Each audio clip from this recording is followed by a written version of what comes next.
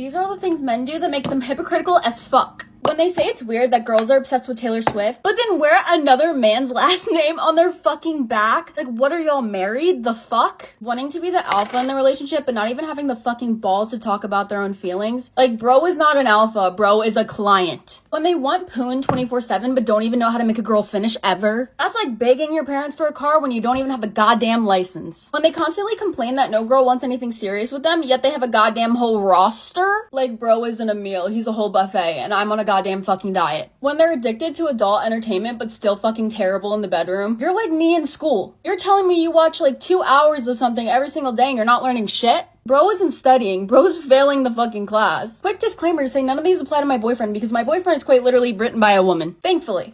When they're homophobic, closeted, yet they constantly make gay jokes to their friends all fucking day. Like, just say you're mad that they hang around pretty girls more than you. It's fine, baby. It is okay. When they call girls mid to cover up the fact that they get rejected constantly. Like, if she's mid, what the fuck are you? Underwater? When they're insecure and think a girl's too good for them, so they try to make them jealous by talking about other girls and liking other girls' Instagram pictures and all that shit. Like, why is bro trying to create insecurity in a girl for validation when he already knows how it feels? Fuck you trying to do, multiply yourself? Oh, by the way, thank you for 80,000 fucking followers, Hopknockers. I literally love all of you so fucking much. Y'all are so real. I was honestly really scared that I was about to get a bunch of lame-ass followers, but your guys' comments actually make me fucking laugh, so God bless you. Just a little reminder to not let a man who doesn't even spread his ass cheeks in the shower and use the water like a bidet to make you cry. Because, baby, you deserve better than that. I love you, Hopknockers, and stay fucking hot.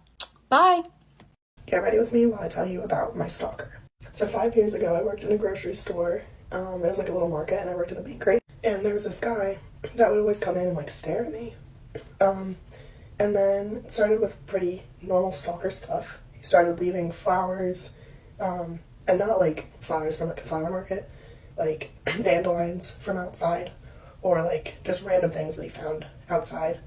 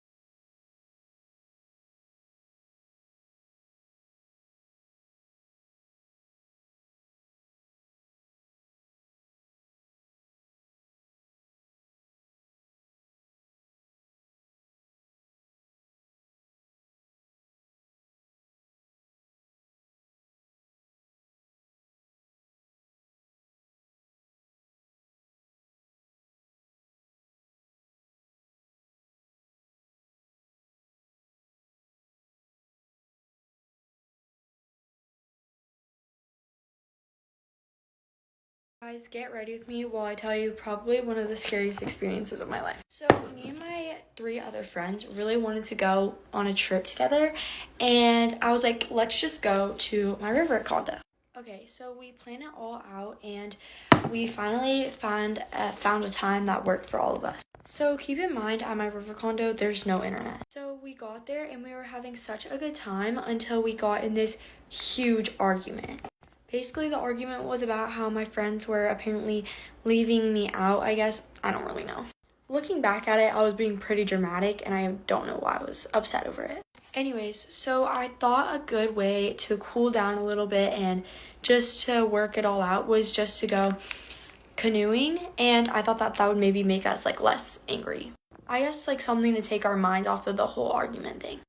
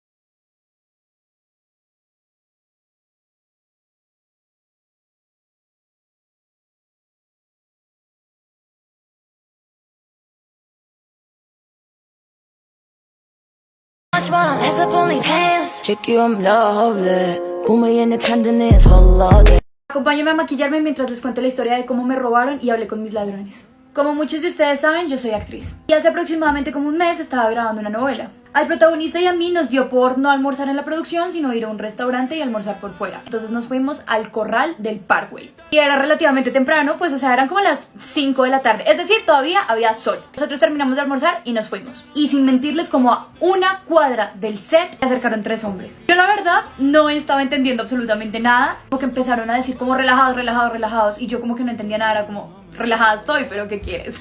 Hasta que ya caí en cuenta que nos estaban robando. Nosotros veníamos con una amiga más y mi amigo decidió no defenderse para no arriesgar nuestras vidas. Algo muy inteligente. Así que él, sin pensarlo, entregó su celular. Los ladrones se me acercaron a mí y yo tenía guardado mi celular en una chaqueta de jean, como los bolsillos internos que tienen esas chaquetas. Pero aparte también tenía un scooter con patinetas eléctricas que están de moda. Yo la tenía. El caso es que yo no quería que me quitaran el celular porque es que de verdad yo trabajo, tengo como 6 trabajos y todos mis 6 trabajos dependen de mi celular. Entonces mi reacción en esos momentos para que no me robaran fue la más valiente y fue llorar. Yo empecé como, por favor, señor, por favor, no me roben, no me roben. Y lo único que hice fue como soltarles la patineta. Entonces uno de ellos cogió la patineta y el otro desgraciado me cogió del pelo, me mechoneó. Cuando él me agarró del pelo, yo empecé a gritar más y mi amiga, que estaba en shock, como que también cayó en cuenta y también empezó a gritar, y como que ahí sí ya se alertaron un poco los ladrones. No me robaron mi celular, pero sí se fueron montados en mi patineta, desgraciados. En serio, estaba súper alterada y, como les dije, estábamos a una cuadra del set, entonces de una vez como que corrimos al set y le avisamos a todos los chicos de producción que nos habían robado. Le pedimos ayuda a unos policías ya que había un CAI cerca, pues nos fuimos a perseguir a los ladrones, pero efectivamente no los encontramos. Después de perseguirlos y no encontrarlos, ya tenía era como mucha rabia, me quería ir para mi casa. Me fui y me dio por marcarle el celular de mi amigo cuando me contestaron y yo... Al principio nadie habló, fueron como 20 segundos de silencio total. Y yo al ver que nadie hablaba y que no quería que me colgaran, dije, estoy dispuesta a ofrecer recompensa por el celular. Y el man me respondió, ¿cuánto está dispuesta a pagar? Y yo, ¡ah! Oigan, yo estaba muy nerviosa. Como que traté de verme lo más tranquila posible. Y le dije como, ¿cuánto quiere? Y el man me respondió, 1,5 millones. Y yo le dije, hágale, pero también quiero mi patineta. Y me dijo, no, yo no tengo ninguna patineta. Y yo, ¿cómo así? Me dijo, sí, yo solamente me acabo de encontrar este celular en mi taxi porque yo lo manejo. Y yo, ¿y entonces por qué me está pidiendo tanta plata si se acaba de encontrar un celular? Y el desgraciado me contesta, pues es que yo también tengo que trabajar. El caso es que yo le dije, sí, hágale, hágale. Obviamente no le iba a dar nada, pero le hice creer como que sí, para que me diera por lo menos algunos datos. Yo había cogido el teléfono de uno de los policías que nos ayudaron a perseguirlos y decidí llamarlo. El policía básicamente me dijo que le hiciera creer al señor que estaba muy agradecida con él por haber encontrado mi celular y que si por favor podíamos cuadrar un punto de entrega donde yo le entregaba el dinero en efectivo y él me entregaba el celular. Y que si algo el mismo policía ahí me acompañaba para poder reclamarlo. Entonces eso fue lo que hice y le volví a marcar al supuesto taxista que tenía mi celular. Bueno, mi celular no, el celular de mi amigo. Y bueno, eso hice. Le dije, gracias señor, de verdad, usted me salvó la vida. Yo le voy a pagar su recompensa, pero por favor veámonos para que me entregue el celular. Y me dijo, ¿y yo cómo sé que ese sí es su celular? Y yo le dije, mire, está la referencia en este fondo de pantalla. Y me dijo, no, pero yo cómo voy a saber si usted no me va a mandar a la policía, yo no me quiero meter en problemas. Y yo le dije, no, al contrario, muchas gracias por recuperar mi celular. Dijo como, que a mí me da miedo con la policía, más bien deme el código del celular y así yo ya sé que es el suyo. Y yo, oh, señor, podré ser robada pero no estúpida. Al final no acordé nada con el señor, le dije, no señor, yo no le voy a dar el código del celular. Me dijo, déjeme y yo dejo una carrera y ya la llamo. Volvió a marcar y el man no volvió a contestar. Ese fue el story time y este fue el look final. Y bueno, si quieren más story times con Get Ready With Me, déjenmelo saber. Los amo. Bye. Get Ready With Me, I want to tell a story about drama with my first boyfriend in 5th grade. So everyone in my 5th grade class was pretty close, and at the time Musical.ly was very popular, and we had a group chat on Musical.ly. There was this guy in my class, I'm gonna call him Messi, because he was a soccer player, and that's like the only soccer player name I know. And we liked each other, so on Musical.ly we would like text, and I don't know, he ended up asking me to be his girlfriend, and I was just like, oh my god, yes. In the group chat, we were playing Truth or Dare, and someone dared Messi to kiss me, and Messi was really, like, he didn't care, like, he was a daredevil, so he was like, yeah, like, he said yes, and then over here, I'm, like, freaking nervous, like, I didn't really want to, but at the same time, I was like, oh my god, I made my first kiss. So we were supposed to plan it the next day. At school, our teacher wasn't there, and then we go out for recess, and I was playing basketball with my friends because that's what we did all the time. And then my friend Carolani, I'm just gonna say her name because it doesn't matter anymore. She went up to me, and then she was like, "Go to the tree, like you're gonna go get kissed by Messi." Like I forgot, she wasn't saying exactly that, but that's basically what she was saying. So then I was like, "No, like I don't want to." Like I was nervous. Finally get there, and there's all these like people around, and there's also the 2nd grade class. They weren't supposed to